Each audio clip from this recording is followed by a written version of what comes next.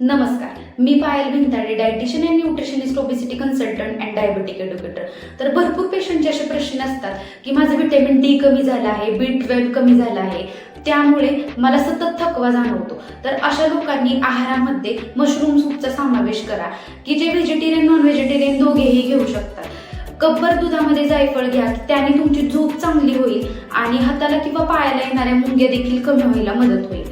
तसेच central nervous सिस्टीममध्ये जे पण हॉर्मोनल चेंजेस होत असतो तो पण कमी व्हायला मदत होईल. म्हणजेच नर्व सप्लाय जो डॅमेज होत असतो व्हिटॅमिन B12च्या कमतरतेमुळे जो कन्फ्यूज माइंडसेट झालेला असतो तो पण कमी व्हायला नक्की मदत होईल आणि आपोआप हा सिंथेसिस प्रॉपर होऊन तुमच्या शरीरामध्ये व्हिटॅमिन D3 चांगल्या प्रकारे निर्माण व्हायला सुरुवात होईल.